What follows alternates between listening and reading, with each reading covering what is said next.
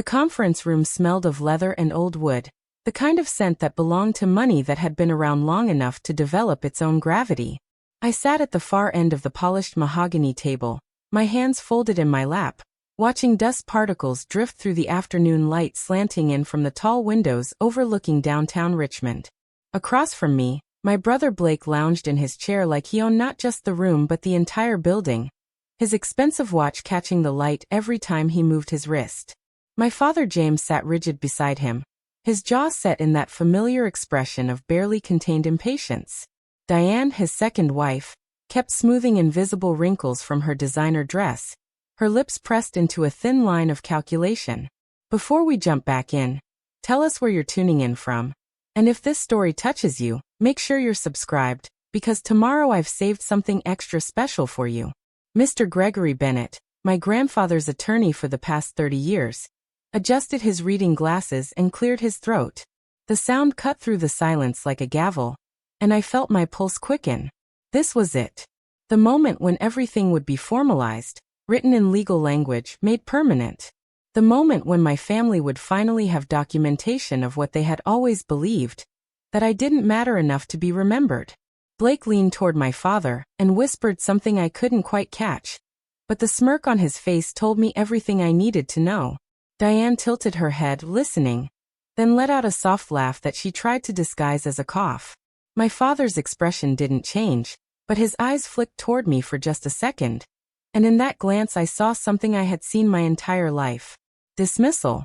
The casual erasure of my existence, as easy as turning a page. Mr. Bennett opened the thick folder before him. The will of Walter Harrison, my grandfather, the only person in my family who had ever looked at me and seen something worth nurturing. My throat tightened. I wanted to be anywhere but here, sitting in this room with people who had spent decades teaching me that love was a finite resource, and I simply hadn't earned enough of it to warrant a share. The lawyer began to read, his voice steady and professional, but I barely heard the opening paragraphs. Legal language washed over me like white noise while my mind drifted back through the years, through every moment that had brought me to this chair, to this room, to this final proof that I had been right all along. I was the afterthought, the footnote, the child who had somehow failed to be remarkable enough to deserve a place at the table. Blake shifted in his seat, and I caught him glancing at his phone under the table. He wasn't even pretending to pay attention. Why would he? He already knew what was coming. They all did. This was just a formality, a legal requirement before they could divide up my grandfather's estate and move on with their lives, unencumbered by the memory of the granddaughter, who had never quite measured up. But then Mr. Bennett said something that made Blake's head snap up. My father leaned forward. Diane's hand froze mid-smoothing, and I felt the air in the room change, thicken, charge with an electricity that made every hair on my arm stand up. The lawyer looked directly at me, his expression unreadable behind those wire-rimmed glasses, and I knew that whatever came next would shatter the careful narrative my family had constructed about who I was and what I was worth. The dust particles continued their lazy dance through the sunlight, but everything else had suddenly stopped moving, stopped breathing, stopped pretending that this was just another ordinary afternoon in a lawyer's office in Richmond, Virginia. The first time I understood that I was different from Blake, I was 7 years old. We were at my grandfather's estate in Charlottesville, the sprawling property with its gardens and stone walls and the workshop where Grandpa Walt spent his weekends restoring antique furniture. It was Easter Sunday, and the whole family had gathered for dinner.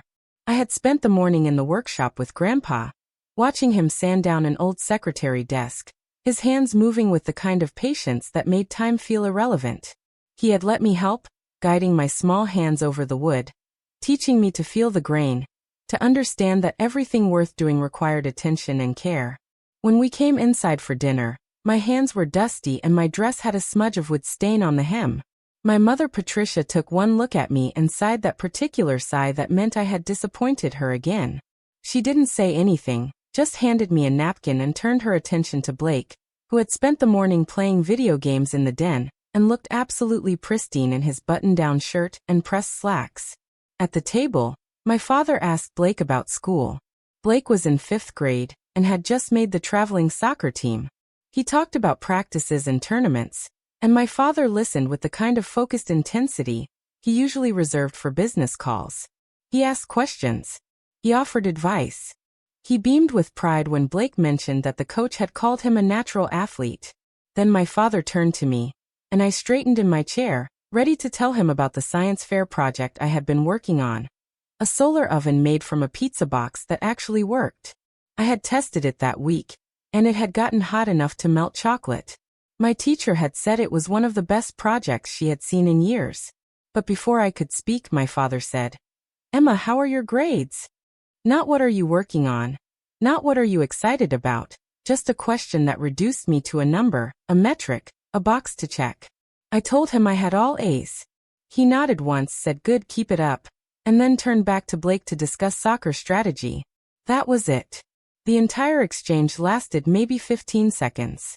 I sat there with my solar oven story trapped in my throat, and I looked across the table at my grandfather. He was watching me, and when our eyes met, he winked. It was a small gesture, barely noticeable, but it said everything. I see you. You matter. Don't let them convince you otherwise. That pattern repeated itself for years. Blake made the basketball team. Blake got elected class president. Blake landed the lead in the school play. Every achievement was celebrated with dinners out and gifts and endless praise. I made the state spelling bee. I won the regional math competition. I got accepted into the National Honor Society. Each accomplishment was met with a nod. "That's nice, sweetheart." And then the conversation would shift back to Blake. By the time I was in high school, I had learned not to expect anything different. I stopped announcing my successes at the dinner table. I stopped waiting for my parents to ask about my day. I focused on my grades and my activities and spent every weekend I could at Grandpa Walt's estate, where I was allowed to be more than just the quiet daughter, who didn't require much attention. Grandpa Walt had built his fortune in historical preservation, while my father had gone into construction and development, tearing down old buildings to make way for modern strip malls and housing developments. My grandfather had dedicated his life to saving pieces of the past.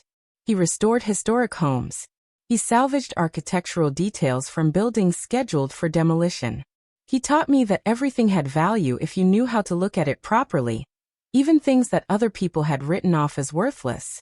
In his workshop, surrounded by the smell of sawdust and linseed oil, he taught me about joinery and finish work. He showed me how to read old blueprints. He explained the difference between Greek Revival and Federal architecture. But more than that, he taught me about worth.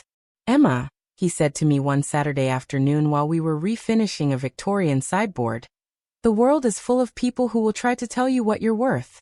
They'll try to put a price tag on you based on things that don't matter.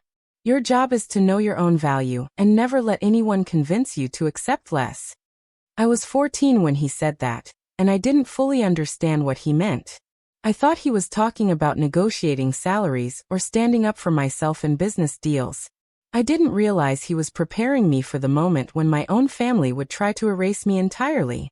When it came time to apply for college, the difference between Blake's experience and preparing and narrating this story took us a lot of time. So if you are enjoying it, subscribe to our channel. It means a lot to us. Now back to the story.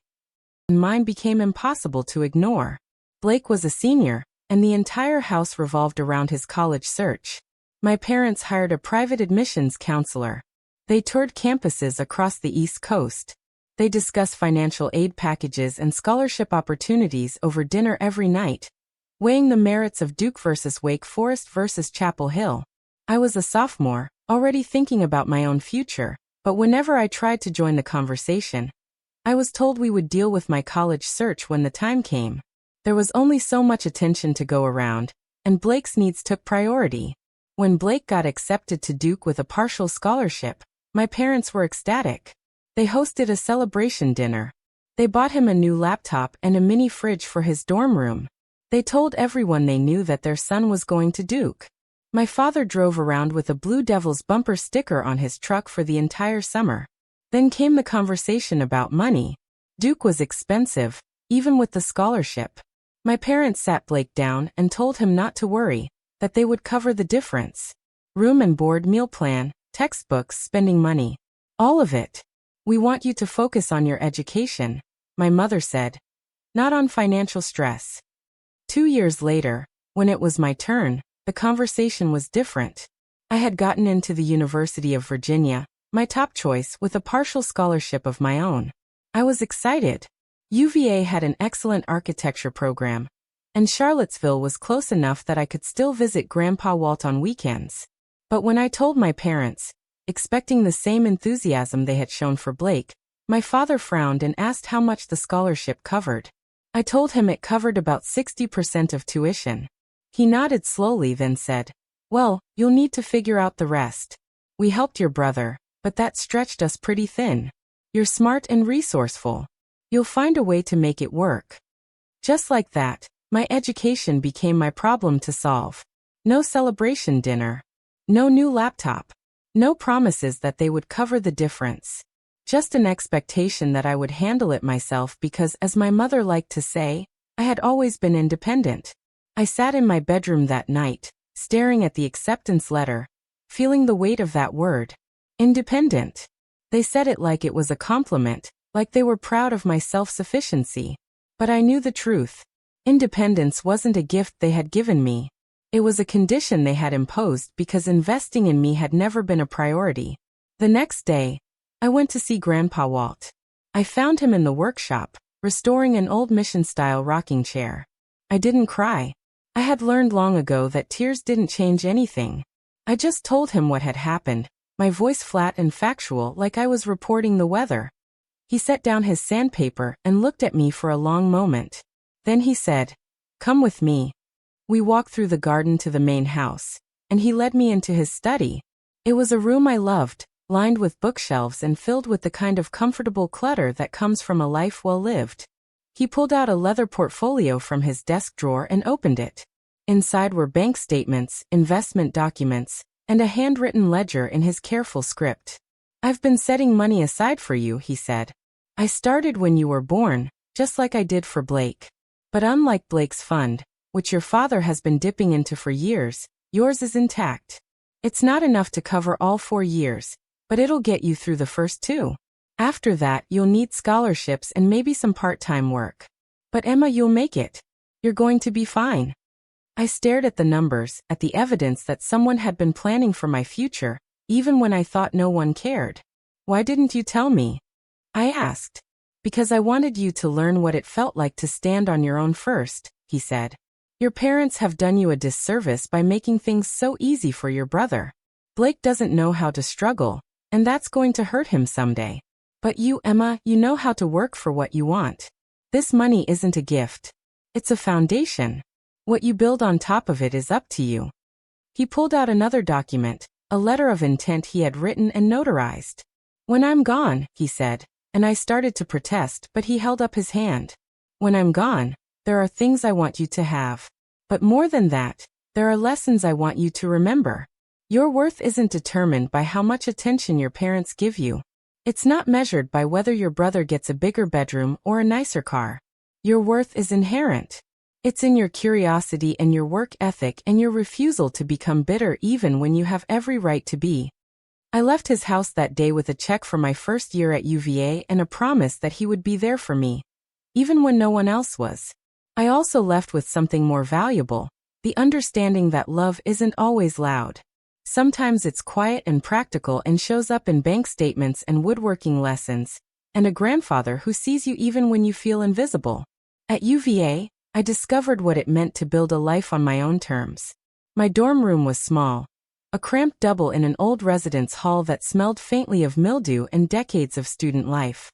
My roommate was a girl from Northern Virginia who went home every weekend, so most of the time I had the space to myself. I covered the walls with photographs of Grandpa Walt's restoration projects and architectural sketches I had done in high school. It wasn't much, but it was mine. I worked 3 jobs that first semester. Mornings before class, I sheltered books at the university library, sliding volumes back into their proper places while the building was still quiet and empty. Afternoons, I tutored calculus and physics in the academic support center, helping freshmen who struggled with concepts that had always come naturally to me. Evenings and weekends, I waitressed at a restaurant near the downtown mall, carrying trays of overpriced pasta to tourists and parents visiting their children. The money from Grandpa Walt covered tuition and housing, But everything else, textbooks, meals, supplies, the endless small expenses that add up when you're trying to survive on a college campus, came from those jobs. I learned to budget down to the dollar. I learned which grocery stores had the best sales and how to make a rotisserie chicken last for 6 meals. I learned to say no when classmates invited me out for drinks or weekend trips I couldn't afford. Blake, meanwhile, was living a completely different college experience. His social media posts showed a steady stream of parties, beach weekends, concerts, and spring break trips to Cancun and Miami. He joined a fraternity his freshman year, and my parents paid the dues without question. When he called home to say his car had broken down, they bought him a newer model. When he mentioned that his laptop was running slow, a new one arrived within days. I tried not to compare. I tried to focus on my own path and remember what Grandpa Walt had told me about building my own foundation. But it was hard not to feel the inequity, especially during holidays when I would come home and listen to my parents marvel at how well Blake was doing, how many friends he had made, how he was really thriving at Duke. They rarely asked about my experience. When they did, their questions were perfunctory, surface level. How are classes? Are your grades good? They never asked what I was learning or what excited me about my major. They never asked about the preservation project I was working on with one of my professors, documenting historic buildings in rural Virginia that were at risk of demolition. They never asked about the friends I had made or the life I was building. During winter break of my sophomore year, I overheard a conversation that clarified everything. I had come home for the holidays, and Blake was there too, regaling everyone with stories about his semester. I was in the kitchen, loading the dishwasher after dinner, when I heard voices from the living room. My father and Diane were talking, and they didn't realize I could hear them. "We need to talk about Blake's credit card bill," Diane said. "It's getting out of hand." "How much?" my father asked. "Almost $8,000 this semester. Restaurants, bars, that ski trip he took, new clothes. James, we can't keep covering these expenses." There was a pause, and then my father said, "We'll figure it out. He's young. He's supposed to be enjoying himself." "What about Emma?" Diane asked. "She works 3 jobs and never asks for anything." "Emma is fine," my father said, and I could hear the dismissal in his voice, the same tone he had used my entire life when my name came up. "She's always been self-sufficient. She doesn't need the same level of support Blake does. He's more, I don't know, he requires more attention. Emma has always been able to handle things on her own." I stood there with a plate in my hands, water running over it, and felt something crystallize inside me. They weren't giving me less because they thought I didn't need it. They were giving me less because it was easier, because I didn't complain, because I had learned to survive on scraps, and they had interpreted my survival as preference rather than necessity. I finished loading the dishwasher in silence, dried my hands, and went upstairs to my old bedroom. It felt smaller every time I came home, the walls closing in a little more with each visit. I pulled out my laptop and looked at my bank account. After paying for spring semester textbooks and making a dent in my meal plan, I had $347 to my name. The next morning, I drove to Charlottesville to see Grandpa Walt. I found him in the workshop as usual, this time working on a cherrywood dining table that had been damaged in a house fire. He was carefully removing the charred sections, salvaging what could be saved. "Your father called me yesterday," he said without looking up from his work. "Wanted to know if I could lend Blake some money. Apparently he's gotten himself into a bit of financial trouble at school." I felt my jaw tighten. "What did you say?" I said no. He set down his tools and turned to face me. I told him that Blake is 20 years old and needs to learn that money doesn't appear out of thin air just because he wants something. I also told him that if he's so concerned about his son's finances, perhaps he should look at the choices he's made about how to allocate his resources. "I bet that went over well," I said. Grandpa Walt smiled, but there was no humor in it. "Your father hung up on me. Not the first time. Won't be the last. Emma, I need to tell you something. And I need you to hear me clearly. The way your parents have treated you is not a reflection of your value.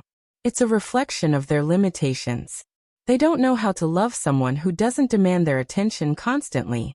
They don't know how to appreciate quiet strength because they've never developed it themselves." He pulled out a chair and gestured for me to sit.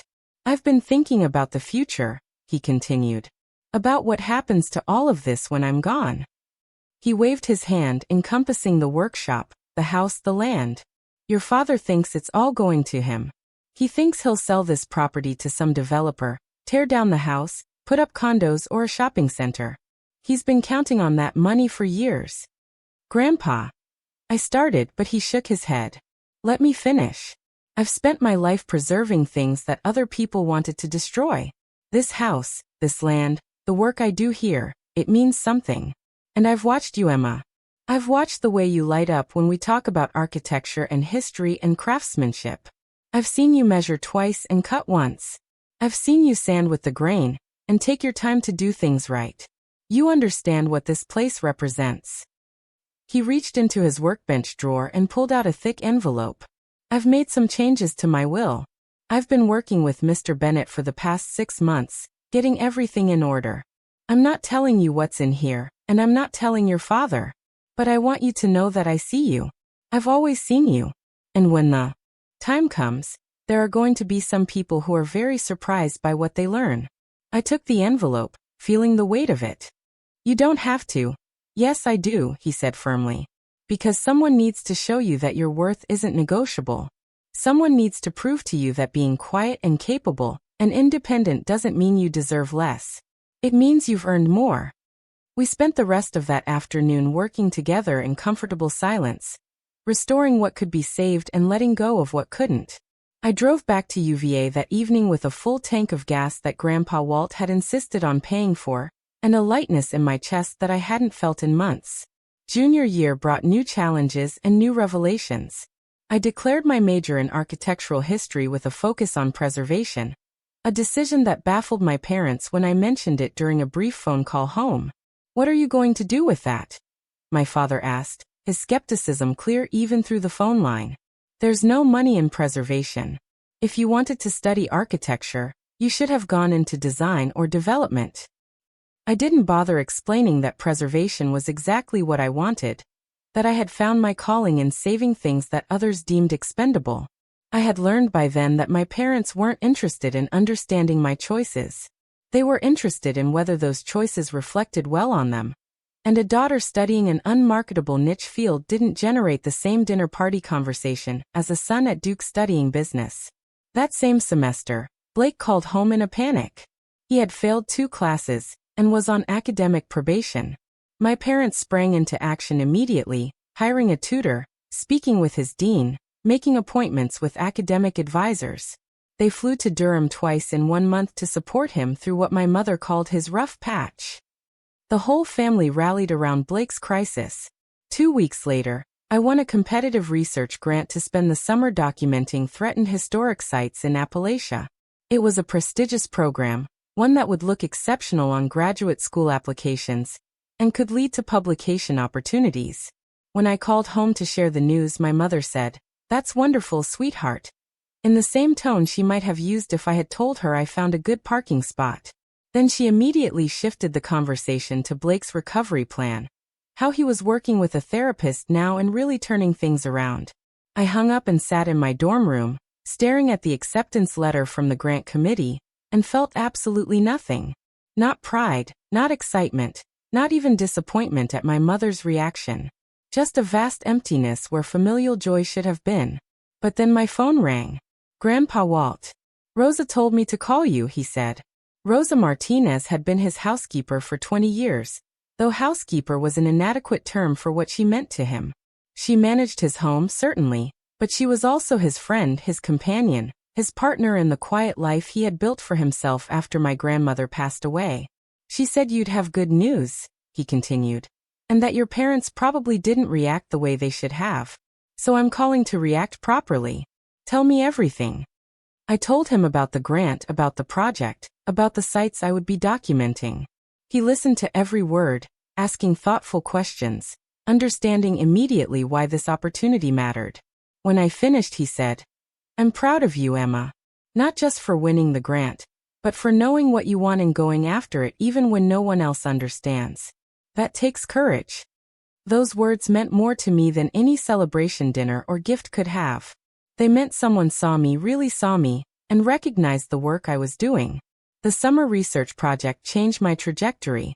I spent 3 months traveling through Virginia, West Virginia, and Kentucky, photographing and documenting buildings that were on the verge of disappearing. One-room schoolhouses that had been boarded up for decades. Covered bridges that were slowly collapsing into rivers. Victorian mansions that had been divided into apartments and neglected until they were barely standing. I learned to read buildings like texts, to see the stories in their bones. A hand-hewn beam meant the structure dated to before the Civil War, when everything was built with local materials and local labor.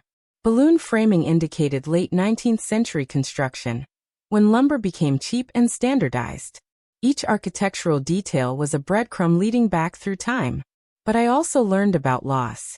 So many of the buildings I documented were demolished within months of my visit. I would return to a site I had photographed in June only to find a pile of rubble in August.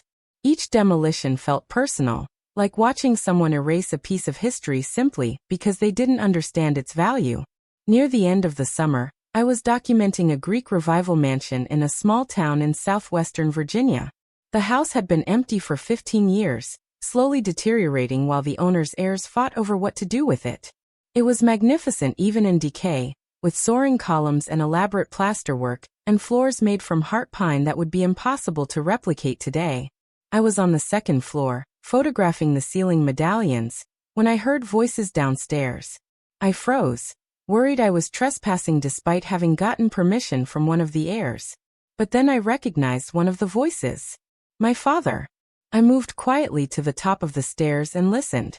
My father was there with a client, walking through the house, discussing demolition costs and development potential. The land is what matters, he was saying. The house is a teardown.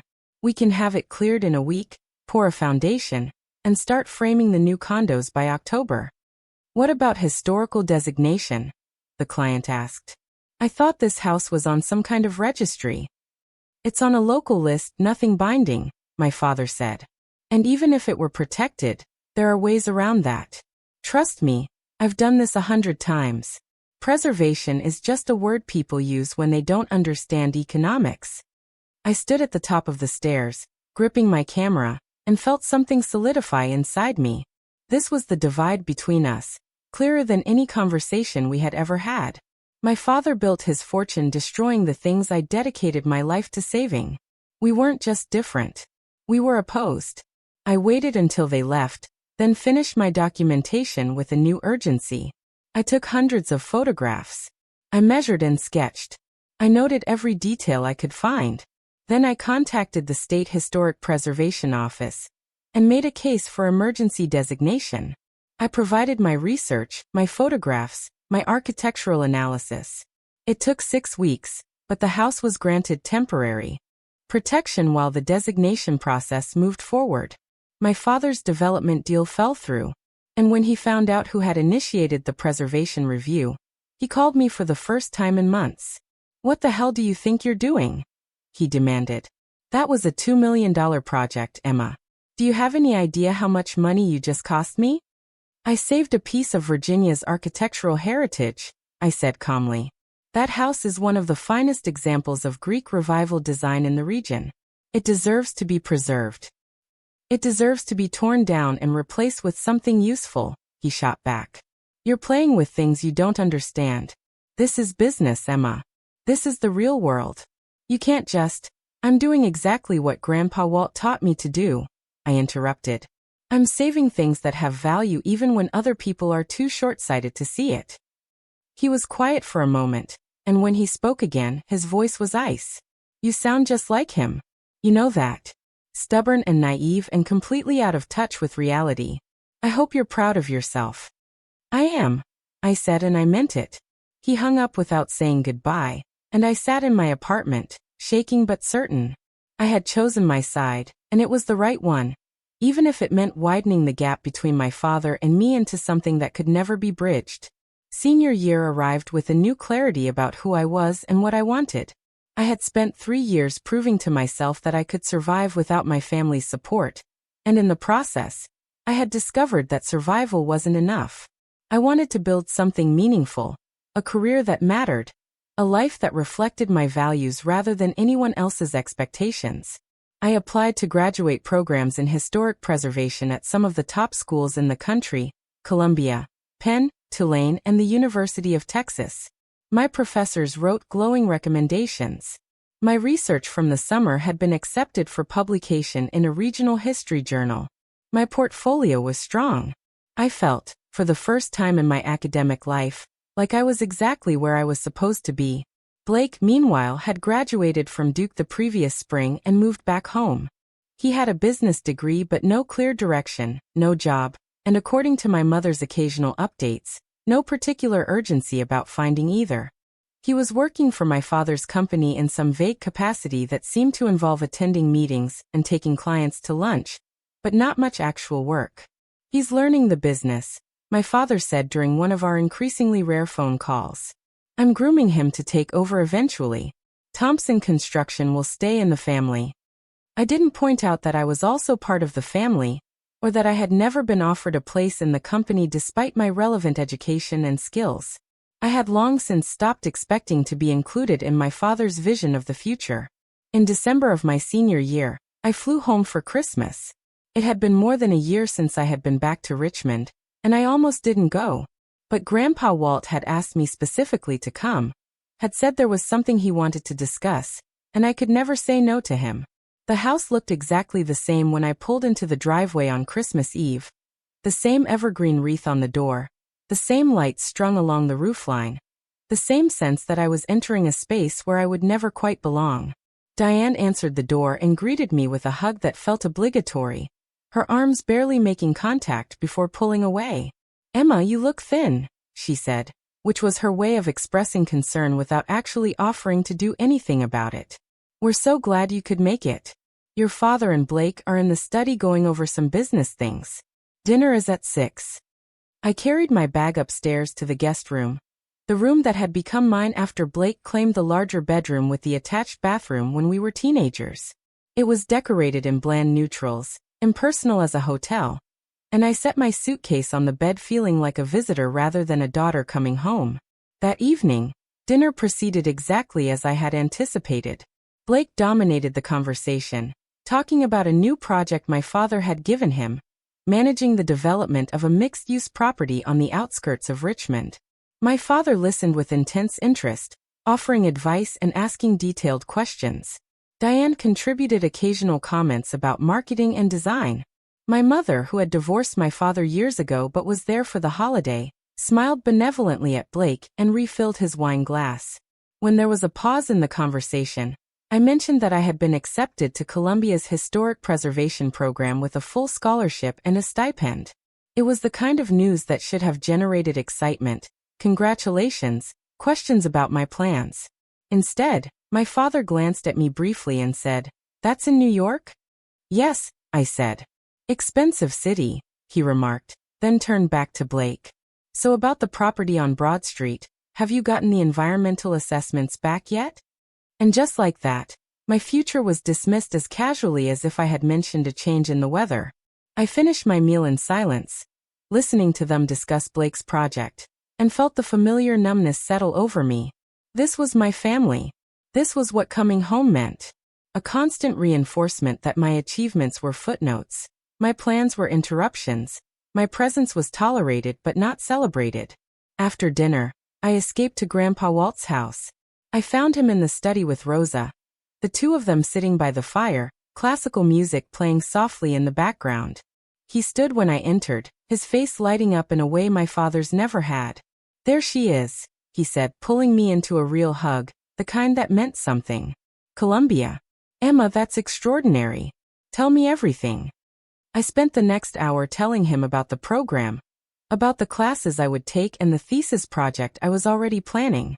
Rosa brought us tea and settled back into her chair, listening with genuine interest as I described the buildings I wanted to study, the preservation techniques I hoped to learn, the career I envisioned for myself. "Your grandfather has something he wants to show you," Rosa said when I finally paused for breath. She looked at Walt with an expression I couldn't quite read, something that seemed almost sad despite her smile. Grandpa Walt stood and walked to his desk, pulling out a folder I recognized. It was the same leather portfolio he had shown me years ago when I was heading to UVA, the one with the bank statements and careful notations. But it was thicker now, more documents added over the years. I've been thinking about legacy, he said, settling back into his chair. About what we leave behind and who we trust to carry it forward. Your father thinks he knows what I'm going to do with this estate. He's been making assumptions for years, planning how he'll liquidate everything the moment I'm gone. He's even approached developers about the property, showed them surveys and zoning maps, made promises about what will be available. I felt a chill run through me despite the warmth of the fire. Grandpa, you don't have to talk about this. Yes, I do, he said firmly.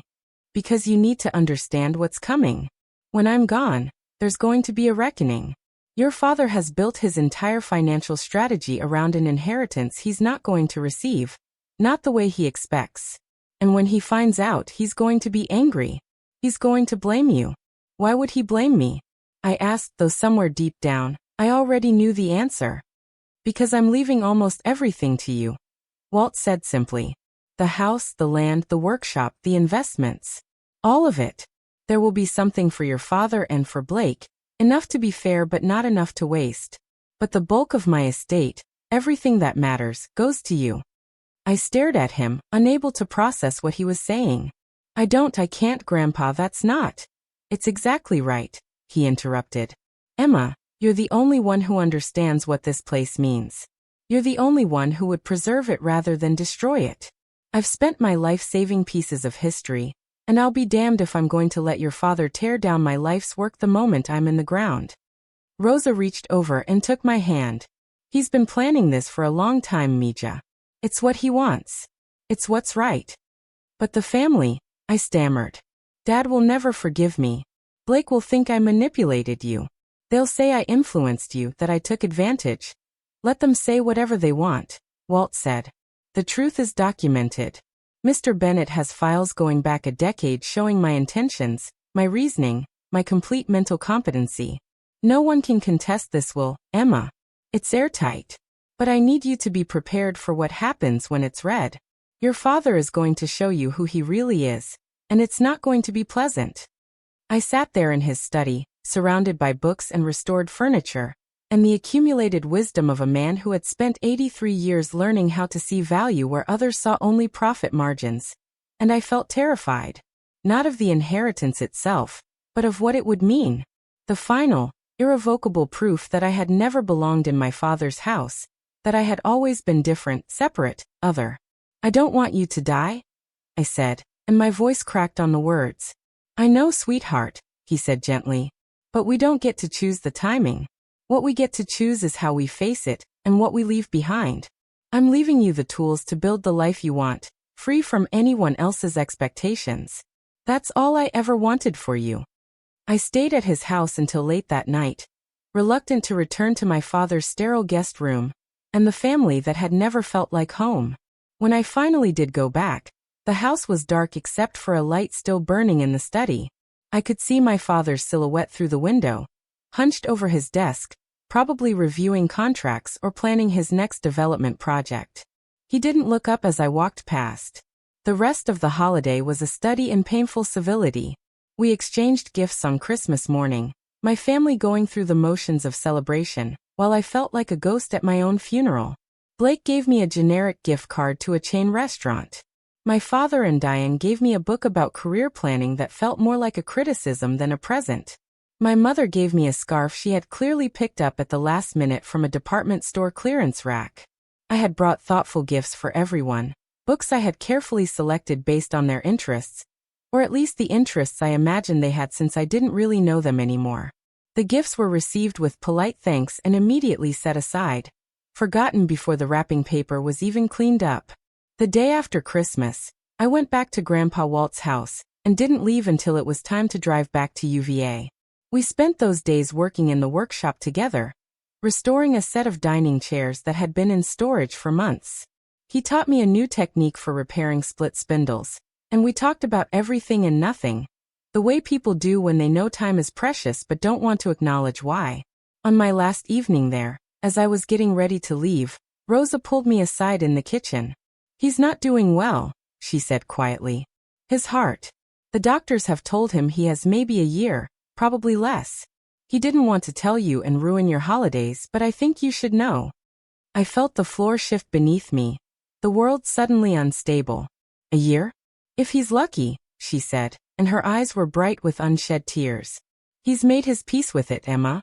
He's gotten everything in order. But he's going to need you to be strong when the time comes. Your father is going to make this hard. You're going to need to remember everything your grandfather taught you about knowing your worth. I drove back to UVA in a daze, my mind cycling through denial and grief and a premature sense of loss that made it hard to breathe. I called Grandpa Walt every week that spring, long conversations where we talked about my classes and his projects and carefully avoided discussing his health. But I could hear it in his voice. The way he tired more easily.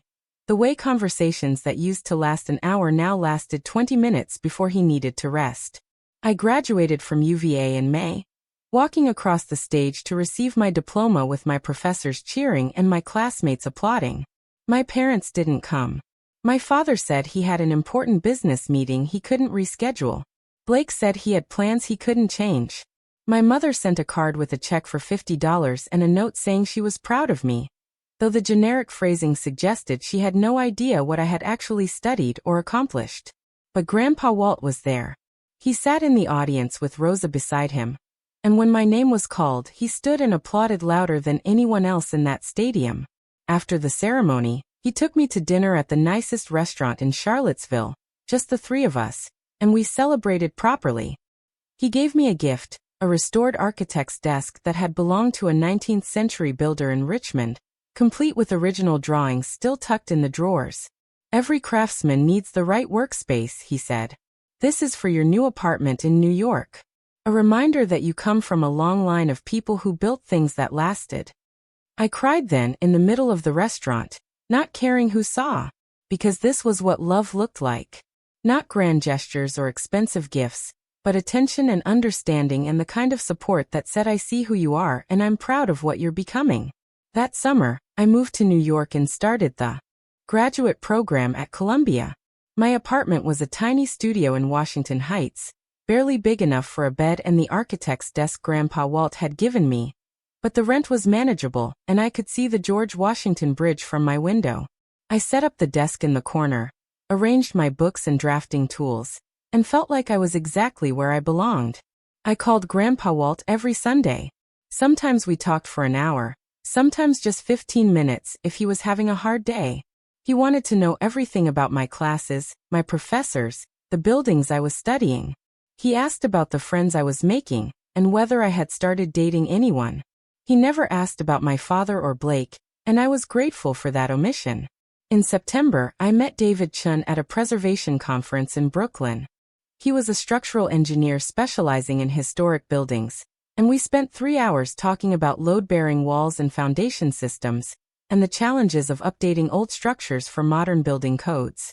He was smart and funny and genuinely excited about the same things I was excited about, and by the end of the conference, we had exchanged numbers and made plans to meet for coffee.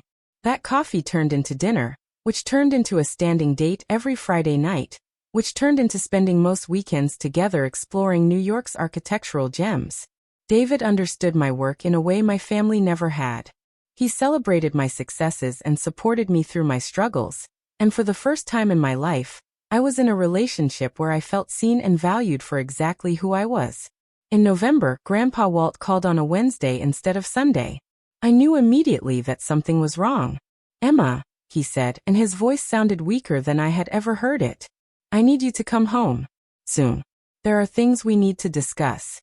I took the train to Richmond the next day, my heart racing the entire journey.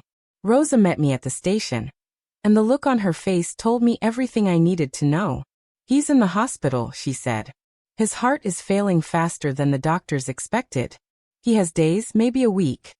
The hospital room was too bright, too sterile, too wrong for a man who had spent his life surrounded by the warmth of wood and the patina of age. But Grandpa Walt smiled when he saw me, and for a moment, he looked like himself again. "There's my girl," he said. I pulled a chair close to his bed and took his hand. It felt fragile, the bones too prominent, the skin paper thin. "I'm here," I said. "I'm right here." I know, he said. Emma, I need to tell you something. Mr. Bennett is coming tomorrow to review the will with you. Everything is in order, but I want you to hear it from me first so you know this is what I want, not something you have to feel guilty about. Grandpa, please don't. Listen to me, he said with a flash of his old firmness. The estate, all of it, goes to you. The house, the land, the workshop, the investments, everything. Your father gets a cash payout, enough to be fair but not enough to be stupid with. Blake gets the same. But everything else, the things that matter, the things that represent what I built and what I believed in, those go to you. Tears were streaming down my face, but I didn't wipe them away. Why? I asked. Why are you trusting me with all of this? Because you're the only one who will protect it, he said simply. Because you understand that some things are worth more than their market value. Because you've spent your whole life being underestimated and overlooked, and it's time someone showed you that you were the most valuable one all along. Mr. Bennett arrived the next morning with his briefcase and his careful legal language, and he walked me through the will page by page. The house in Charlottesville and its 40-acre property went to me. The workshop and all its tools and contents went to me. The investment portfolio, carefully managed over decades, went to me. The life insurance policy went to me. There were specific bequests for Rosa, generous provisions that would ensure she was taken care of for the rest of her life. And there were cash amounts for my father and Blake, $200,000 each, significant but nowhere near the value of the total estate. Your grandfather has anticipated every possible challenge, Mr. Bennett said. This will has been reviewed by multiple attorneys. His mental competency has been documented by 3 different doctors. He's left detailed letters explaining his reasoning. No court will overturn this, Ms. Thompson. This is what he wants, and it's legally unassailable. I looked at Grandpa Walt, who was watching me with clear eyes despite the oxygen tube and the monitors and all the machinery keeping him alive. Are you sure? I asked him. I've never been more sure of anything, he said. He died 2 days later, on a Thursday morning when the autumn light was slanting through the hospital window and painting everything gold. I was holding his hand, and Rosa was sitting on the other side of the bed. And he simply stopped breathing, as peacefully as falling asleep. One moment he was there, and the next he was gone, and the world felt instantly, irreversibly smaller. The funeral was the following Monday. It was a large service. Grandpa Walt had been well known in preservation circles, and had friends throughout Virginia. The church was full of people who had worked with him, learned from him, been inspired by his dedication to saving pieces of the past. My father and Blake sat in the front pew, looking appropriately somber. Diane dabbed at her eyes with a tissue, though I never saw actual tears. I sat next to Rosa and held her hand through the entire service. The 2 of us united in genuine grief while everyone else performed their expected roles. David had driven down from New York to be with me, and his presence was the only thing keeping me tethered to the present instead of drowning in loss. After the burial, people gathered at the estate for a reception. It was what Grandpa Walt would have wanted, his house filled with people who appreciated craftsmanship and history, who understood what he had spent his life protecting. I moved through the rooms in a fog, accepting condolences from strangers, listening to stories about my grandfather's generosity and wisdom. My father cornered me in the kitchen. We need to talk about the estate, he said without preamble. I've already been in touch with some developers. We should be able to list the property by spring, get it sold before the market shifts. The house will have to be demolished, of course. It's too old to be worth renovating, but the land alone should bring in close to $3 million. I stared at him, incredulous. We just buried him this morning. I know, and I'm grieving too, he said, though his tone suggested otherwise. But we need to be practical. There are estate taxes to consider, ongoing maintenance costs, market timing. The sooner we move on this, the better for everyone. I'm not selling the estate, I said quietly. He frowned. What do you mean you're not selling? Emma, this isn't your decision to make. I'm the executor. I'll be managing the sale. No, I said. You won't. Something in my voice must have warned him, because his expression shifted from annoyance to concern. What are you talking about? The will reading is tomorrow, I said. Mr. Bennett will explain everything then. I walked away before he could respond, leaving him standing in the kitchen with confusion hardening into suspicion on his face. I knew what was coming. I knew the next day would shatter whatever remained of my relationship with my father. But standing in Grandpa Walt's house, surrounded by everything he had built and preserved and protected, I felt a clarity I had never experienced before. This was my inheritance. Not just the property and the money, but the responsibility, the calling, the understanding that some things were worth fighting for even when, especially when, everyone else wanted to tear them down. My grandfather had spent his life teaching me that lesson, and tomorrow, at the will reading, I would find out if I had learned it well enough to stand alone. The conference room at Mr. Bennett's office felt smaller than it had when I was there before, as if the walls had contracted overnight to contain what was about to happen. I arrived early, taking the same seat I had occupied during that first shocking moment when I realized how completely my family had written me out of their narrative. But this time, I wasn't the overlooked daughter hoping for scraps of recognition. This time, I knew exactly what was in the folder Mr. Bennett was arranging on the table, and the knowledge sat in my chest like a stone. My father arrived next, Blake trailing behind him. They both wore dark suits, their expressions somber but businesslike, already mentally dividing up assets and calculating values. Diane came in a moment later, followed by my mother, whose presence surprised me. She had been divorced from my father for nearly a decade, and had no legal claim to Grandpa Walt's estate, but apparently someone had invited her, probably out of some misguided sense that the whole family should be present. "Emma," my father said, nodding at me with the bare minimum of acknowledgement. He took the seat at the head of the table as if it were his natural right, as if he were already the patriarch presiding over the division of spoils. Mr. Bennett entered last, closing the door behind him with a quiet click that felt final. He set his briefcase on the table, removed several folders, and arranged them with the careful precision of someone who knew he was about to detonate a bomb, and wanted all the shrapnel contained. "Thank you all for coming," he began. "We're here for the reading of Walter Harrison's last will and testament. Before we begin, I want to make clear that this document was prepared with extensive legal review and multiple competency evaluations. Mr. Harrison was of sound mind throughout the entire process, and his wishes are clearly stated and legally binding." My father shifted impatiently. Yes, we understand. Can we proceed?" Mr. Bennett gave him a long look, then opened the first folder.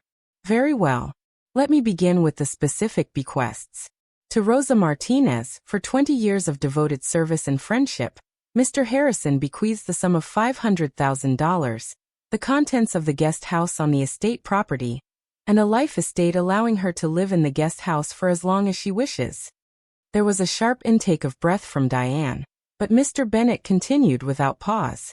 To James Thompson, his son, Mr. Harrison bequeaths the sum of $200,000.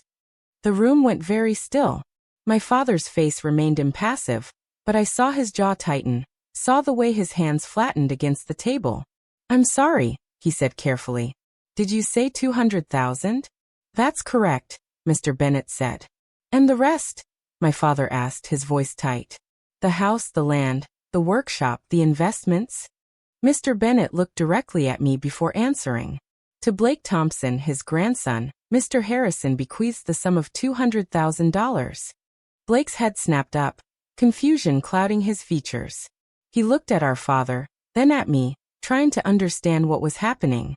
"The remainder of the estate," Mr. Bennett continued, his voice steady and deliberate, "including the residence at 1847, Riverside Drive in Charlottesville, all land and outbuildings associated with that property, the complete contents of the workshop, all investment accounts, stocks, bonds, and securities, and all other assets not specifically bequeathed above, go entirely to Emma Catherine Thompson."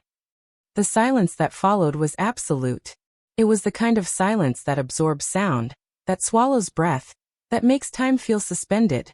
I could hear the clock on the wall ticking, could hear someone's chair creak, could hear my own heartbeat pounding in my ears. Then my father exploded.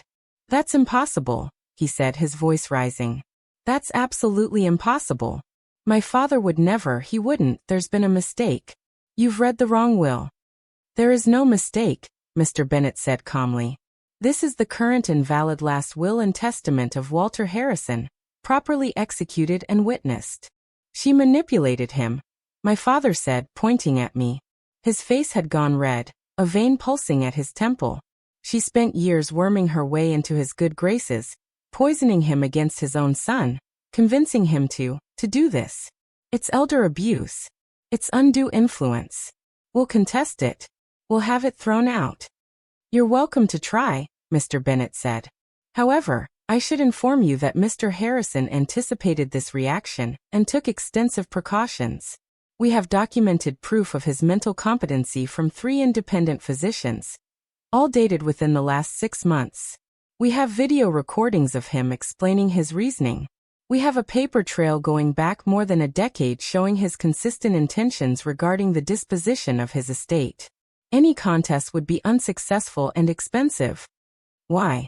Blake asked, and his voice sounded younger somehow, almost childlike. Why would Grandpa do this? Mr. Bennett pulled out another folder. Your grandfather left letters for each of you, explaining his decisions in his own words. If you'd like, I can read them now, or I can provide you with copies to review privately. Read mine, my father demanded.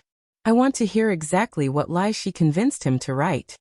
Mr. Bennett opened the letter addressed to my father, and began to read in a steady, professional tone that somehow made the words even more devastating.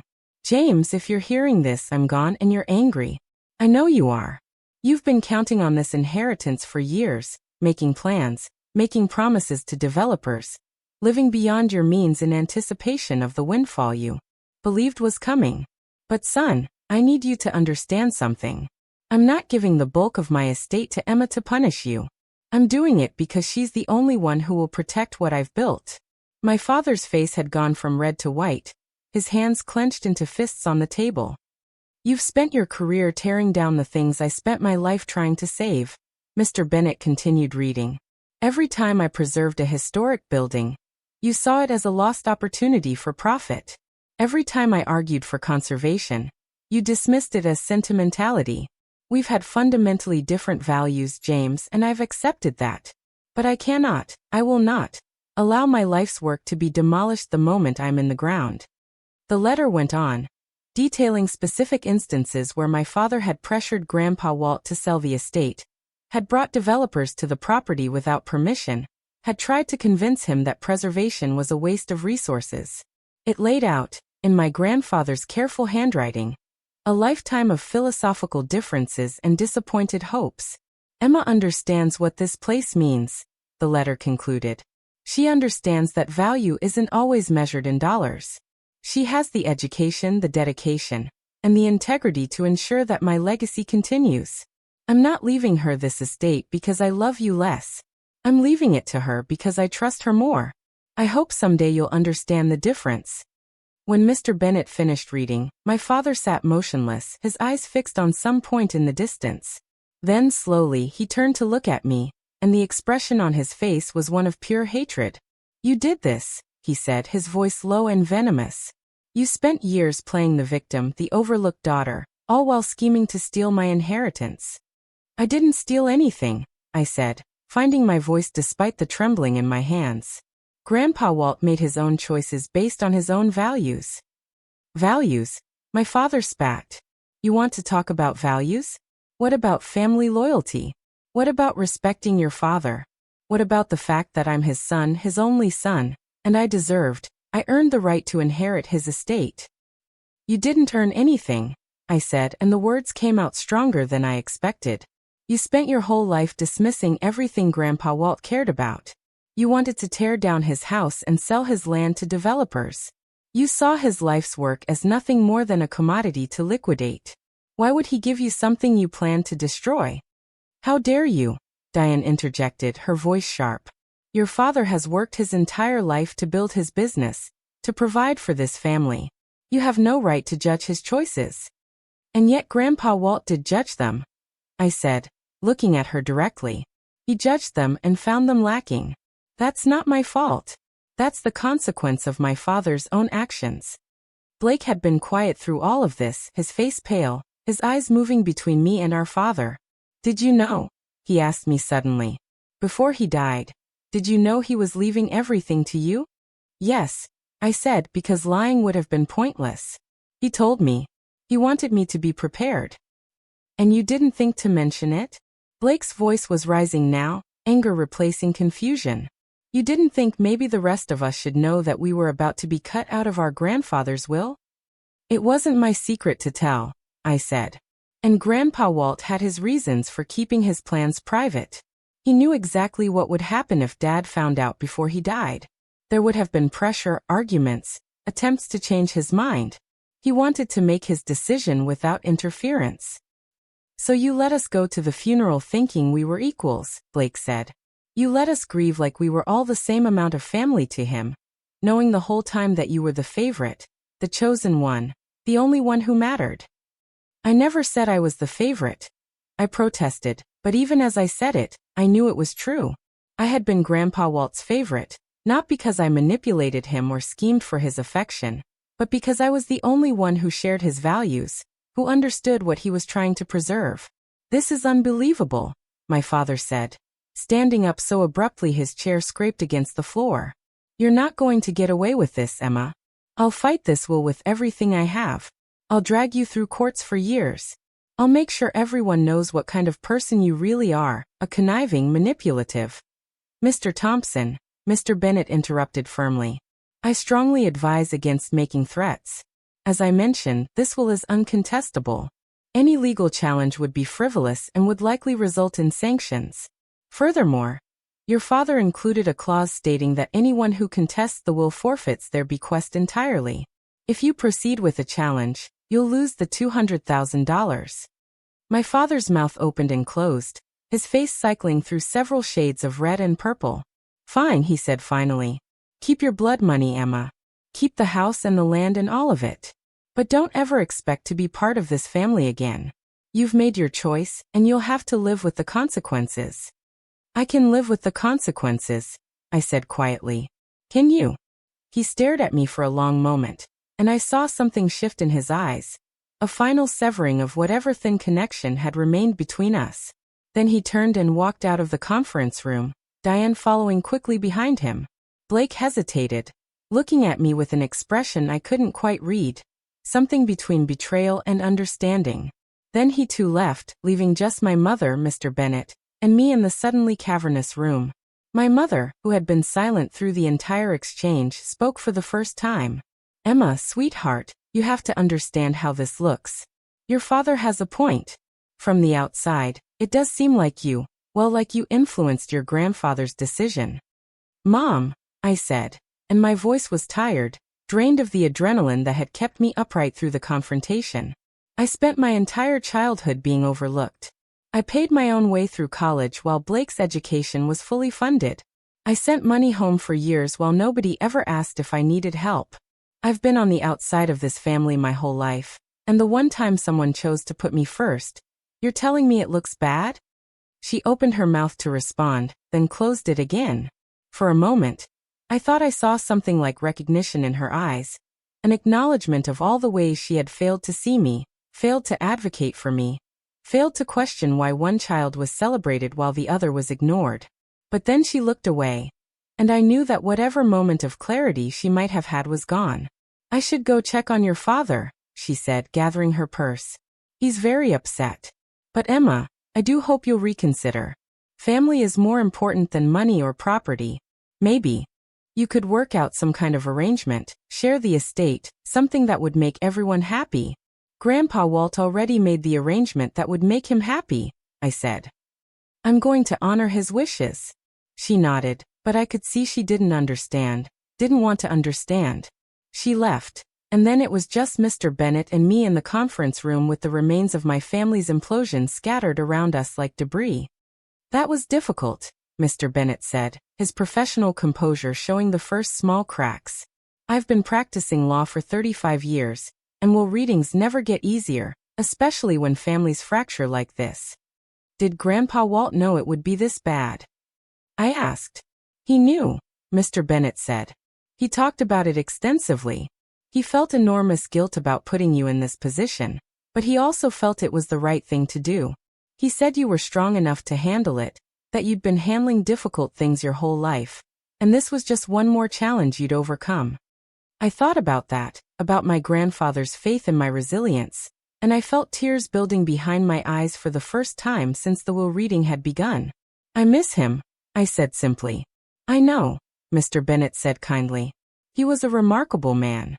And Emma, for what it's worth, I think he made the right choice. I've seen what happens when estates go to people who don't value them. The properties get sold, the money gets spent, and within a generation, there's nothing left to show that the person ever existed. What your grandfather left you is a responsibility, yes, but it's also a gift. The gift of purpose, of meaningful work, of a legacy worth protecting. We spent the next hour going over the practical details of the inheritance. There were documents to sign, accounts to transfer, tax implications to discuss. Mr. Bennett explained that the estate was actually worth more than I had realized. In addition to the property and the house, there were investment accounts that Grandpa Walt had been carefully managing for decades, a portfolio of stocks and bonds that generated steady income. The total value was somewhere around $4.5 million, not counting the property itself, which was probably worth another $2 million. You're a wealthy woman, Ms. Thompson, Mr. Bennett said. Not extravagantly wealthy, but certainly comfortable enough that you'll never have to worry about money if you're careful. Your grandfather set up a trust structure that will minimize tax burden and provide you with steady income. You can continue your studies, pursue your career in preservation, maintain the estate, all without financial stress. I tried to wrap my mind around those numbers, but they felt abstract, unreal. I had spent so many years counting every dollar, stretching every paycheck, working multiple jobs to make ends meet. The idea that I was suddenly financially secure felt like a dream I hadn't dared to have. There's one more thing, Mr. Bennett said, pulling out a final envelope. Your grandfather left this for you. He said to give it to you after the will reading, after everything was official. He wanted you to read it when you were alone. I took the envelope, my name written on it in Grandpa Walt's familiar handwriting. I tucked it into my bag, knowing I would need privacy to read whatever final message he had left for me. I left Mr. Bennett's office and walked out into the Richmond afternoon. The city looked the same as it always had, historic buildings standing alongside modern construction, the old and the new coexisting in a way Grandpa Walt would have appreciated. I got in my car and started driving, not toward my father's house where I had been staying, but toward Charlottesville, toward the estate that was now mine. The drive took 40 minutes, and I spent them in a kind of numb silence, my mind unable to process everything that had happened. My phone buzzed repeatedly, texts and calls that I ignored. I didn't want to talk to anyone, didn't want to explain or defend or justify. I just wanted to be in the place where I had always felt most at home, the place where my grandfather had taught me to see value in things other people overlooked. When I pulled up to the estate, Rosa was waiting on the front porch. She must have gotten the news from Mr. Bennett, must have known I would come here. She stood and opened her arms, and I walked into them and finally let myself cry, great heaving sobs that shook my entire body. She held me and murmured in Spanish, comforting words I didn't need to understand to feel their meaning. He was so proud of you, she said when I finally quieted. So proud of who you became, of your strength, of your integrity. He wanted you to have this place because he knew you would love it the way he loved it. We went inside, and the house welcomed me the way it always had, with the smell of old wood and lemon polish, and the particular quality of light that came through the original windows. I walked through the rooms, touching familiar furniture, running my hand along the banister Grandpa Walt had restored, standing in the workshop where he had taught me so much. Later, sitting in his study with a cup of tea Rosa had made, I opened the final letter. His handwriting was shakier than usual, evidence that he had written this in his final days, but the words were clear and deliberate. My dearest Emma, the letter began. If you're reading this, then the will has been read and you know the truth about your inheritance. I can imagine how the rest of the family reacted, and I'm sorry for putting you through that. But I'm not sorry for my decision. You are exactly the person I hoped you would become. Someone who understands that the best things in life can't be bought or sold, only preserved and protected and passed on to the next person who will value them properly. The letter continued, telling me stories about the house, about specific pieces in the workshop, about his hopes for how I would use the property. He suggested I might turn part of the estate into a teaching center for preservation techniques, a place where young craftspeople could learn the skills that were disappearing. He talked about the garden and how my grandmother had planted every rose bush, how they should be pruned in early spring and fed in summer. But more than anything, he wrote near the end, I want you to understand that this inheritance isn't just about property or money. It's about identity. Your father has spent his whole life trying to be someone he's not, chasing success that never satisfies him because it's not built on authentic values.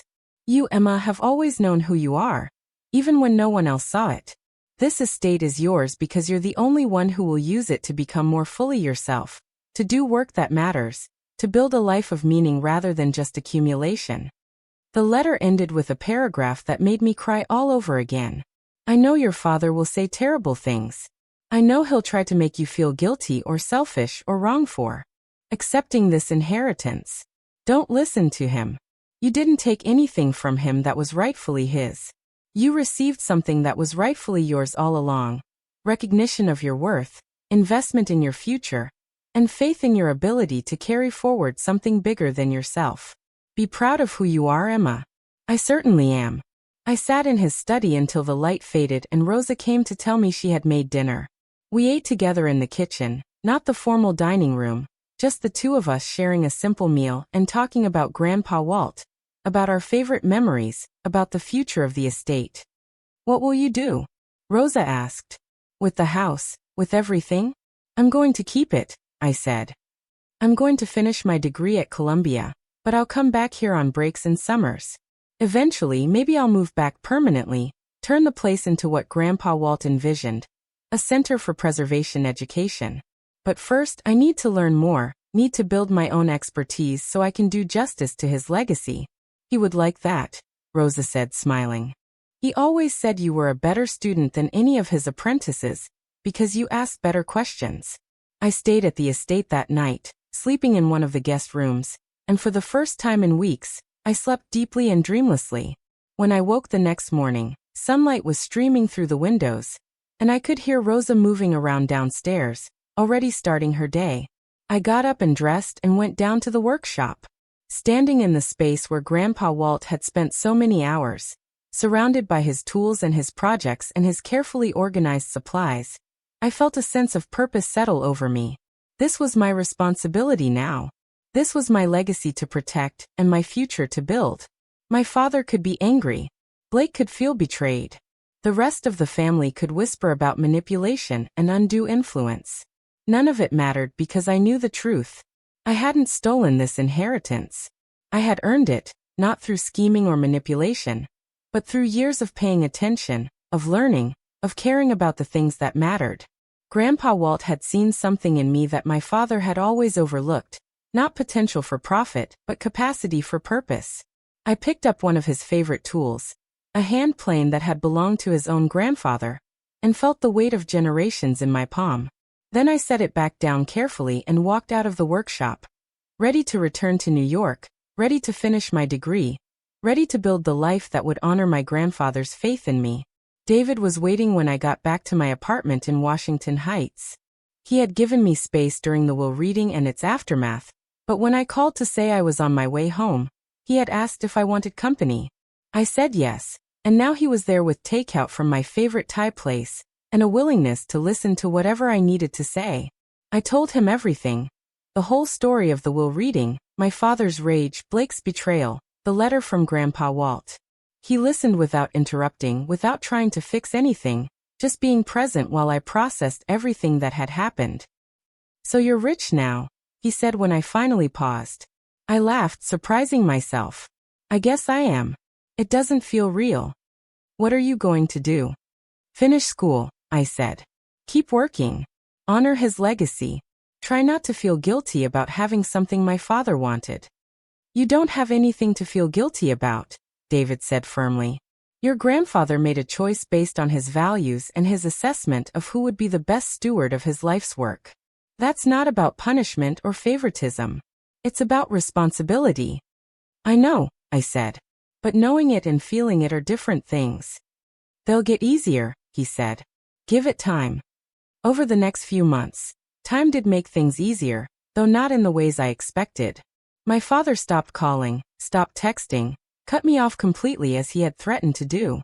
Blake tried to maintain contact for a while, sending occasional messages that were equal parts accusation and plea for understanding, but eventually those stopped too. My mother continued to reach out sporadically, always with the same message that I should try to reconcile with my father. That family was more important than money, that surely we could work something out. I stopped responding to those messages. There was nothing to work out. Grandpa Walt had made his decision, and I was going to honor it. If that meant losing the family I had never really belonged to anyway, then so be it. Instead, I focused on building the life I wanted.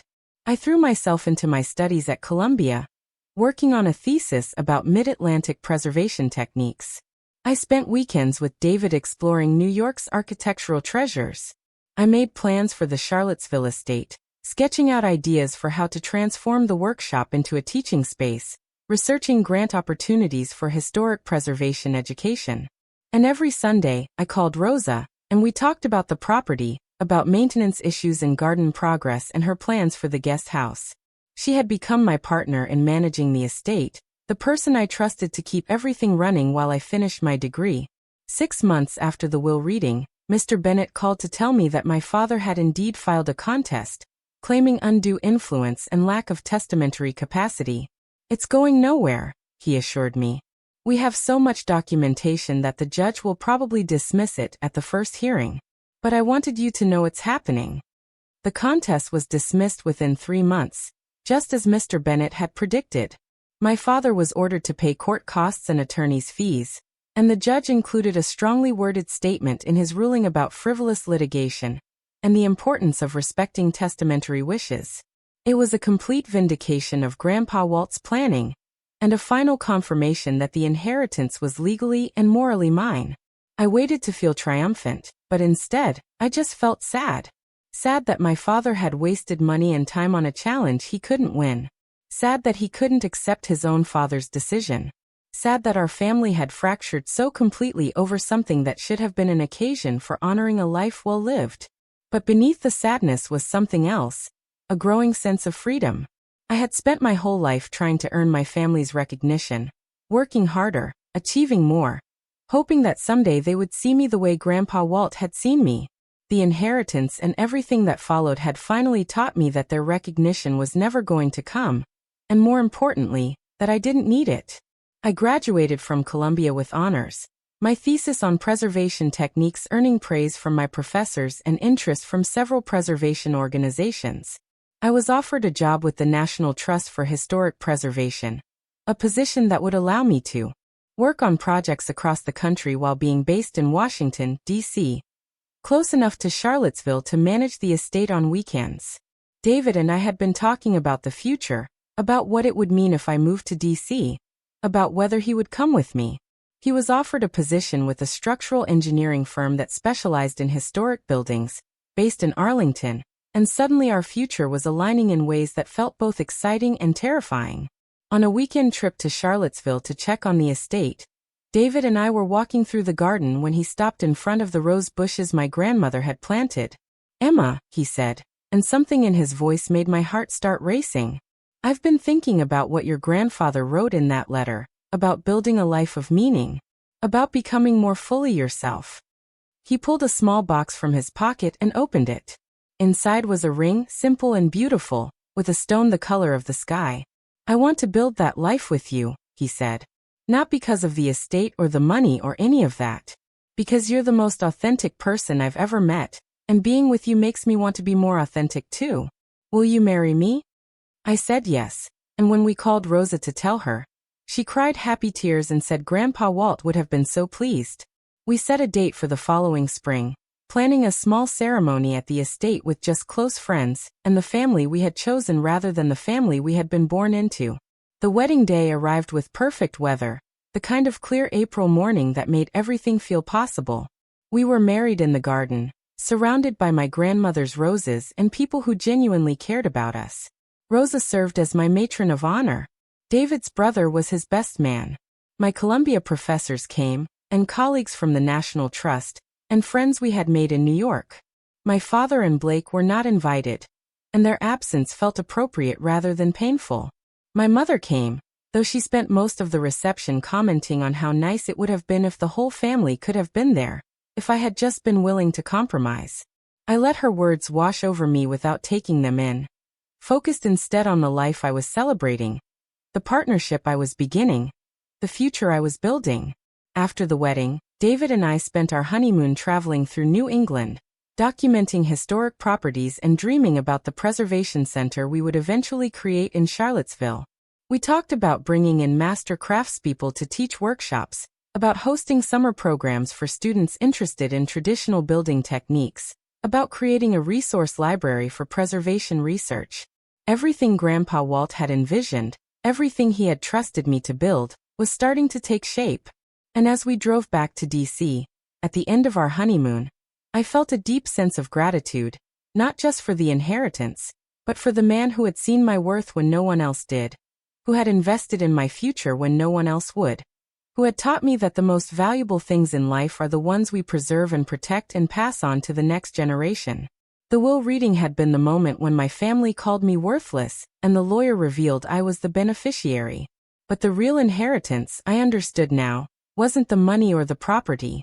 It was the knowledge that I had value independent of anyone else's recognition, that my worth was inherent rather than assigned, that I was capable of carrying forward something meaningful. My grandfather had given me more than an estate. He had given me permission to be exactly who I was, and the resources to build a life that honored that authentic self. And in the end, that was the most valuable inheritance anyone could receive.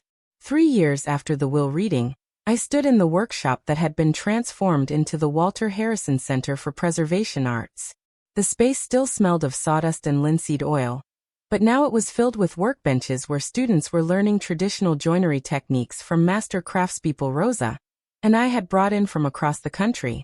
Sunlight streamed through the windows Grandpa Walt had installed decades ago, illuminating hands working wood with the same patience and attention he had taught me. David was in the main house, meeting with architects about the renovation plans for the old carriage house. We were converting it into residential space for visiting fellows, scholars and practitioners who would come for intensive study periods.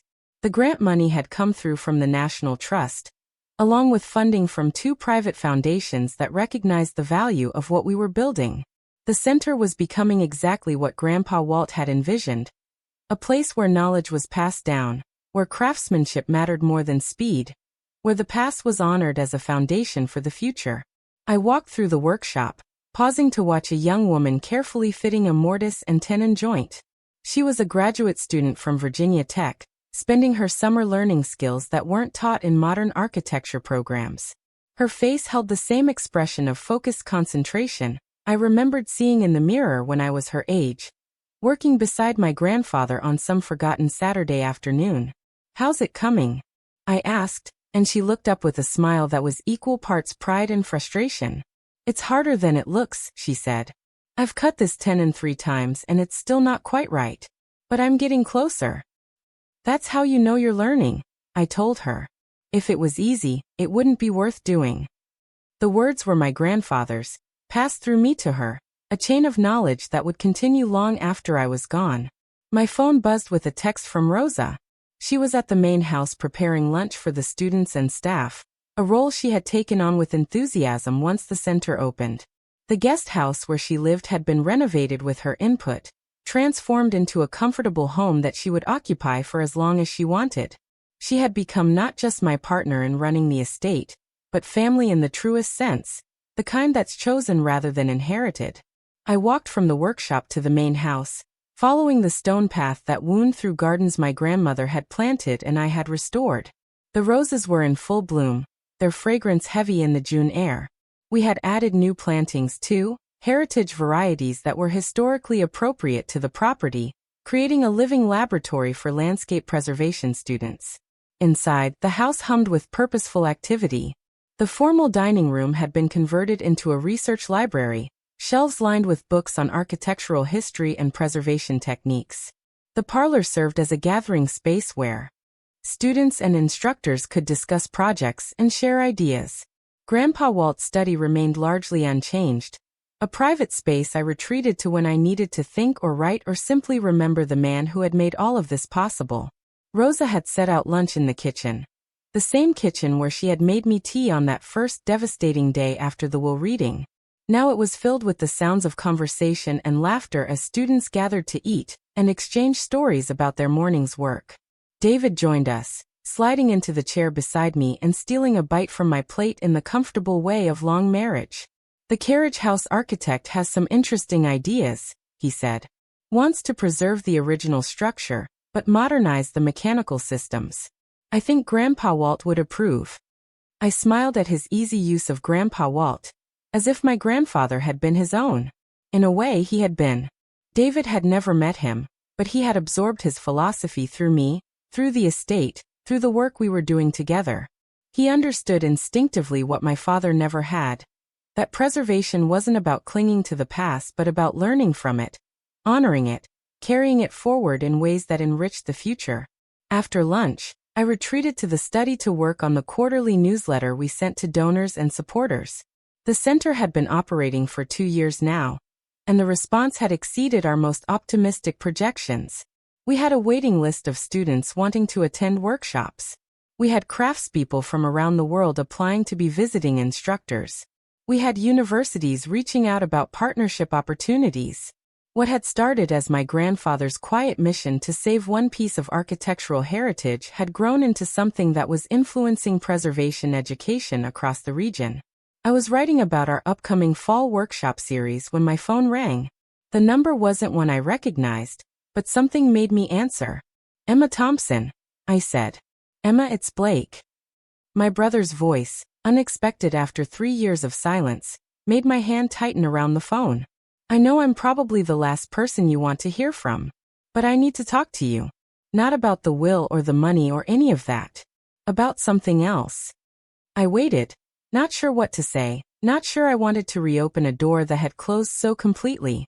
"Dad had a heart attack," Blake continued, his voice strained. "Last week.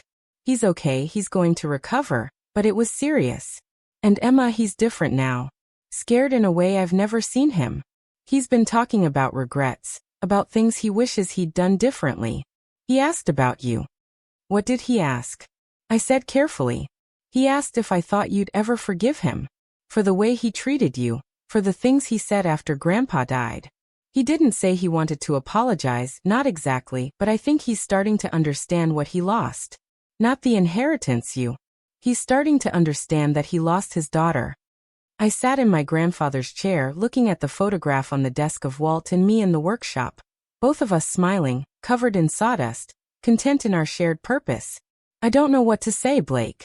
I've built a life here. A good life. I'm not angry anymore, but I'm also not interested in going backward." "I'm not asking you to go backward," Blake said. I wanted you to know. In case it mattered. And Emma, I need to say something too. I was wrong. About all of it. I was so caught up in being Dad's son, in living up to his expectations, that I never questioned whether those expectations were worth meeting. Grandpa Walt saw something in you that the rest of us missed. He saw that you had your own compass, your own values, and you weren't going to compromise them for anyone's approval. His voice cracked slightly. "I've been watching what you're doing with the estate. I follow the center's website. I see the workshops you're offering, the students you're teaching, the way you've honored his vision. And I realize now that you didn't steal anything from me. You earned something I never deserved." "Blake," I said, and my throat felt tight. "You could have earned it too. You could have spent time with him, learned from him, shown interest in what he cared about.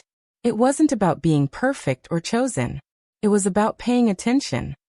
"I know that now," he said. "Too late, but I know it. I'm trying to figure out who I am outside of Dad's expectations. It's harder than I thought it would be. I spent so long being the golden child that I never developed my own identity." We talked for another 20 minutes, a real conversation for the first time in our adult lives. He told me about leaving our father's company, about going back to school for a degree in environmental science, about trying to build a career that meant something to him rather than something that impressed our father. I told him about the center, about David, about the life I had created in Charlottesville. When we hung up, I sat in the study for a long time, processing the call. I didn't know if Blake and I would rebuild a relationship. I didn't know if my father's near-death realization would lead to any real change, or just fade away as his health improved. But I also realized that none of it changed what I had built. My worth wasn't dependent on their recognition. My success wasn't validated by their approval. My choices didn't require their understanding. That evening, I told David about the call. We were sitting on the porch of the main house, watching the sun set over the property, the workshop silhouetted against the orange sky. "What do you want to do?" he asked. "Nothing," I said, and was surprised to find I meant it. I don't need closure from them. I don't need an apology or an explanation or a reconciliation. I have everything I need right here. "But if Blake reaches out again?" David pressed gently. "Then I'll respond," I said. "But on my terms. Not because I owe him anything or because family means we have to pretend the past didn't happen. If he's genuinely changed, if he's building his own life based on his own values, then maybe we can have some kind of relationship. But it won't be the relationship of our childhood. That's gone, and I'm okay with that." David nodded, understanding in the way he always did. We sat in comfortable silence, watching darkness settle over the estate, lights beginning to glow in the workshop where evening classes were starting. The sound of voices drifted across the garden, students discussing techniques and sharing discoveries. This was my family now, this community of people who cared about preservation and craftsmanship and passing knowledge to the next generation. A month later, I received a letter from my father. Not an email or a text, but an actual handwritten letter, the first piece of personal correspondence he had sent me in 3 years. I held it for a long time before opening it, unsure if I was ready for whatever was inside. Finally, sitting in the study with afternoon light slanting across the desk, I unfolded the pages. The letter was not an apology, not exactly. It was more like an accounting, a listing of regrets without quite taking full responsibility for them. He wrote about the heart attack, about the fear he had felt, about the sudden awareness of his own mortality. He wrote about my mother's divorce, about how he had blamed her for leaving rather than examining his own role in the marriage's failure. He wrote about Blake's decision to leave the company, about feeling abandoned and betrayed, about not understanding why his son would walk away from the business he had built. And then near the end he wrote about me. "I've been thinking about the things I said at the will reading," he wrote. "About the accusations I made. I was angry, Emma. Angry at my father for what felt like a betrayal. Angry at you for being the recipient of something I thought should be mine. But I've had time to think, and I realize now that my father didn't betray me. He simply valued different things than I do. And he saw those values reflected in you." The letter continued. "I don't expect you to forgive me. I don't expect us to have a relationship like we might have had if I'd been a better father. But I want you to know that I see now what I couldn't see then. You've done something remarkable with the estate. You've honored my father's vision in ways I never would have. And I'm starting to understand that maybe that was the point. Maybe he left it to you not to punish me but to preserve something that mattered to him more than money or family loyalty. Maybe he left it to you because you were the only one who would love it the way he did." The letter ended without asking for anything, no request for reconciliation or forgiveness, just a statement that he had written what he needed to say, and now it was up to me what to do with it. I folded the pages and put them back in the envelope, then placed the envelope in the desk drawer with the final letter from Grandpa Walt. 2 letters from 2 men, one who had seen my worth and one who was only beginning to recognize it. I didn't respond immediately. I sat with the letter for weeks, reading it occasionally, thinking about what, if anything, I wanted to say back. David encouraged me to take my time, to not feel pressured to respond in any particular way or timeline. "This is about what you need," he reminded me. "Not about what he needs or what Blake thinks you should do, or what anyone else expects. You get to decide what kind of relationship, if any, you want with your father." In the end I wrote back. A short letter, professional in tone, acknowledging his words but not absolving him. I told him I appreciated his honesty, but that I wasn't ready for more than cordial distance. I told him about the center's success, about the students we were teaching, about the preservation work happening across the estate. I told him I hoped his health continued to improve, and that he would find whatever peace he was looking for. And I signed it simply Emma. His response came quickly, a brief note thanking me for writing back and expressing interest in seeing the center sometime. I didn't invite him, but I didn't refuse either. I left the possibility open. A door not closed but not fully opened either. Something that might someday lead to a different kind of relationship but wasn't urgent or necessary. Blake, on the other hand, became a more regular presence in my life. He started visiting every few months, coming to Charlottesville on weekends to see what we were doing with the estate. He took workshops at the center, learning woodworking and masonry repair, skills he said helped him understand what Grandpa Walt had been trying to teach us all those years. He and David became friendly, bonding over their shared experience of trying to build identities separate from family expectations. During one of Blake's visits, he brought someone with him, a woman named Jennifer who taught environmental policy at UVA. She was smart and thoughtful and clearly cared about him in a way that seemed healthy and genuine. Watching them together, I saw glimpses of the person Blake might have become if he hadn't spent so many years trying to be what our father wanted. "I'm sorry," Blake said to me one evening when we were alone in the garden. "For everything. For not standing up for you when we were kids. For going along with Dad's narrative about you being the problem. For buying into the idea that his approval was worth more than having a real relationship with my sister." "You were a kid too," I said, because it was true. "You were just responding to the same system I was trapped in. You got the rewards, I got the neglect, but neither of us was really seen for who we actually were." "Still," he said, "I should have questioned it. Should have wondered why you were always overlooked. Should have shared some of what I was given. I had opportunities to be a better brother, and I didn't take them." "You're taking them now," I pointed out. "That matters." We stood in comfortable silence, watching the roses my grandmother had planted bloom in the twilight. "Do you think Dad will ever really change?" Blake asked. "I don't know," I said honestly. "I think he's capable of recognizing his mistakes. I'm less sure he's capable of doing the work to be different. But Blake, that's not our responsibility. We can't fix him or save him or make him into the father we needed. All we can do is decide what kind of relationship we're willing to have with who he actually is." "What kind of relationship are you willing to have?" he asked. "Distant but not hostile," I said after thinking about it. "Polite but not intimate. I'm not interested in pretending the past didn't happen, but I'm also not interested in staying angry forever. Anger takes energy, and I'd rather spend that energy on what I'm building here." Blake nodded slowly. "I'm trying to get to that place. Right now I'm still pretty angry. At him for what he did to you, to Mom, to both of us in different ways. At myself for not seeing it sooner." "That's okay," I said. "You're allowed to be angry. Just don't let the anger become your whole identity. Don't let him take up so much space in your head that there's no room left for figuring out who you want to be." It was advice Grandpa Walt had given me years ago, though I hadn't fully understood it at the time. Now, with the perspective that came from building my own life, I saw its wisdom. My father had taken up enormous space in my psyche for years. His approval the thing I chased, his neglect the wound I couldn't heal. It was only by releasing him, by accepting that he would never be the father I needed, that I had been able to become fully myself. The center continued to grow and evolve. We added new programs, established partnerships with universities and preservation organizations, brought in speakers and scholars from around the world. The carriage house renovation was completed, providing beautiful accommodation for visiting fellows.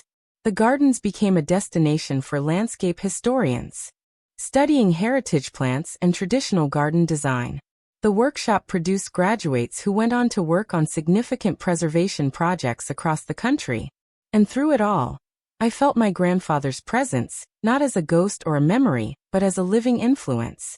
The values he had taught me, the skills he had passed on, the vision he had articulated, all of it was bearing fruit in ways that exceeded anything I could have imagined. The estate wasn't a museum, frozen in time. It was a living, working space where the past informed the present and prepared people for the future. 5 years after the will reading, the center hosted a symposium on Mid-Atlantic preservation techniques. Scholars and practitioners came from across the country, filling the estate with conversation and debate, and the kind of intellectual energy Grandpa Walt would have loved. During the opening reception, I stood in the garden and looked at what we had built, the restored buildings, the thriving programs, the community of people dedicated to preservation. Rosa found me there, standing alone with a glass of wine, watching the crowd mingle. "You would be so proud," she said, slipping her arm through mine. "I hope so," I said. "I know so," she corrected. "Emma, you've done more than preserve his estate. You've amplified his mission. You've taken what he started and made it bigger, more influential, more impactful than it ever could have been in his lifetime. That's the best kind of legacy." David joined us, and the three of us stood together watching the party. My chosen family, I thought. The people who saw me and valued me and supported me not because they had to but because they wanted to. This was what love looked like when it was freely given rather than conditionally withheld. Later that night, after the guests had left and the estate was quiet again, I went to the study and pulled out the two letters, the one from Grandpa Walt and the one from my father. I read them both, seeing the contrast between a man who had spent his life recognizing value in overlooked things and a man who was only beginning to learn that lesson. I thought about worth, about how we measure it, about who gets to decide what matters. My father had measured worth in dollars and status, and the kind of success that looked impressive from the outside. Grandpa Walt had measured worth in integrity and dedication, and the willingness to preserve something beautiful even when it wasn't profitable. For most of my life, I had been judged by my father's metrics and found wanting. It had taken my grandfather's death and the inheritance that followed to finally understand that I had been using the wrong measuring stick all along. I put the letters away and turned off the light, walking through the house that was now mine in every sense. The floorboards creaked under my feet, the same sounds my grandfather must have heard when he walked these halls. The moonlight came through the original windows, casting the same patterns on the walls that had been there for generations. I was the steward of this place now, the keeper of its history, the person responsible for ensuring it would survive for the next generation. It was a responsibility I had never asked for, but had spent my whole life preparing to accept. And standing in the quiet house, feeling the weight of that responsibility settle comfortably on my shoulders, I knew that Grandpa Walt had been right.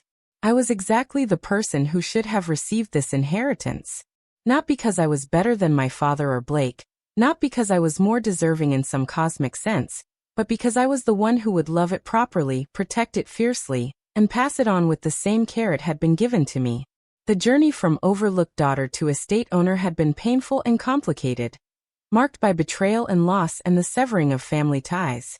But it had also been a journey toward becoming more fully myself, toward understanding my own worth independent of anyone else's validation, toward building a life that reflected my values rather than conforming to someone else's expectations. At the will reading, they had called me worthless, a daughter not worth a penny, someone who had been written out of the family narrative. But the lawyer had revealed a different truth, that my grandfather had seen my worth all along, had been investing in my future even when no one else believed I had won, had trusted me with his legacy because he knew I would honor it. And I had. The center was proof of that, as were the students I taught and the projects I oversaw and the community I had built. This was my inheritance, not just the property and the money, but the opportunity to do work that mattered, to preserve things worth saving, to pass knowledge to the next generation, to build a life of purpose and meaning. My father's voice was still there sometimes, in the back of my mind, questioning my choices and suggesting I had taken something that wasn't rightfully mine. But it was quieter now, drowned out by the voices of students in the workshop and colleagues at conferences, and David beside me in bed discussing plans for the future. The narrative I had grown up with, that I was less important, less valuable, less worthy of investment and attention, had been replaced by a different story, one where I was capable and competent, where my work mattered, where my worth was inherent rather than assigned. Standing in my grandfather's house, surrounded by everything he had built and trusted me to protect, I understood that this was what inheritance really meant. Not the transfer of assets or the distribution of wealth, but the passing on of values, the continuation of vision, the belief that someone else will carry forward what you've started and make it even better than you imagined. Grandpa Walt had given me that gift, the gift of being seen and valued and believed in. And I had honored it by becoming exactly who he knew I could be. Not worthless, as my father had claimed, but priceless in the truest sense.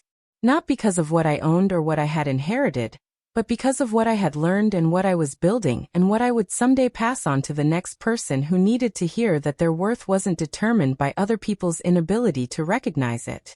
The estate would outlive me, just as it had outlived my grandfather. The work would continue long after I was gone. But for now, it was mine to steward, mine to protect, mine to use as a foundation for doing work that mattered. And that was the best inheritance anyone could ask for. The opportunity to build a life that reflected their values, surrounded by people who saw their worth, doing work that would echo forward through generations. In the end, the will reading hadn't just been about money or property. It had been about recognition, about validation, about a grandfather who loved me enough to ensure I would have everything I needed to become who I was meant to be. They had called me worthless, but he had proven them wrong in the most definitive way possible. And now, living in his house and continuing his mission, I proved it wrong every single day. Up next, you've got 2 more standout stories right on your screen. If this one hit the mark, you won't want to pass these up. Just click and check them out.